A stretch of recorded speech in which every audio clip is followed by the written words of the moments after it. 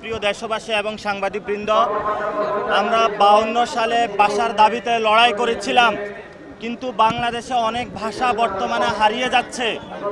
আমরা সরকারকে আহ্বান জানাবো, বাংলাদেশের মাটিতে যতগুলো ভাষা রয়েছে সকল জাতিগোষ্ঠী এবং ভাষাগুলোকে সংরক্ষণ করার জন্য, তাদের অধিকার দেওয়ার জন্য, তাদের শিক্ষা ব্যবস্থা চালু করার জন্য। এবং 52 সালে সেই তমুদ্দুন মজলিস থেকে আমাদের যে কালচারাল একটি ফাইট শুরু হয়েছে, সেটারই 24-এর মধ্যে আরও উজ্জ্বল হয়েছে। দক্ষিণ এশিয়াতে আমাদের যেমন অতীশ দীপঙ্কর রয়েছে, আলাউল রয়েছে, এই ধরনের অসংখ্য গুণী ব্যক্তিবর্গকে নিয়ে বিশ্ব মঞ্চে সরকারকে দাবি জানাচ্ছে আজকের এই প্ল্যাটফর্ম থেকে, আজকের এই 21শে ফেব্রুয়ারির প্রহর থেকে বাংলাদেশের যতগুলো দূতাবাস মিশন রয়েছে সব জায়গাতে বাংলা হাউস কৃষ্টি কালচার চালু করার জন্য।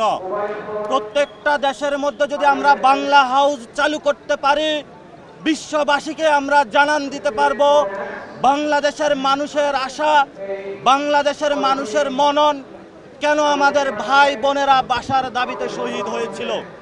আমরা সরকারের কাছে দাবি জানাচ্ছি, বাংলাদেশে বাংলা ভাষাকে সরকারি বিল পত্র থেকে শুরু করে স্কুল, কলেজ, ইউনিভার্সিটি সব জায়গাতে একটি সুন্দর পরিক্রমায় নিয়ে আসার জন্য।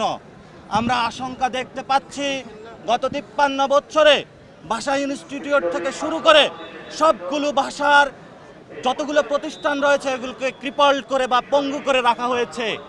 আমাদের যে জাতীয় কবি কাজী নজরুল ইসলাম যে বাংলা ভাষায় অসংখ্য সম্পদ আমাদের কাছে রেখে গিয়েছেন, তাদের কথাগুলো, তাদের কবিতাগুলোকে প্রিজার্ভেশন করার জন্য আমরা বিশ্বমঞ্চে বাংলা হাউস, বিশ্বমঞ্চে বাংলাদেশের সংস্কৃতিকে ছড়িয়ে দেওয়ার জন্য এই 24-এর গণ অভ্যুত্থানের পরে সুযোগ এসেছে। বর্তমান যে সরকার রয়েছে তাদেরকে এই বিষয়ে উদ্যোগ নেওয়ার জন্য আজকের এই প্রহরে জাতীয় নাগরিক কমিটি থেকে আমরা আহ্বান জানাচ্ছি। দেশবাসী আপনারা সক্রিয় থাকবেন, আমাদের কৃষ্টি কালচার রক্ষার কাজে সন্তানদেরকে সেই মন মানসিকতায় গড়ে তুলবেন, নিজের ভাষাকে সংরক্ষণ করবেন, ভাষা শহীদদের প্রতি সম্মান প্রদর্শন করবেন। সকলকে ধন্যবাদ।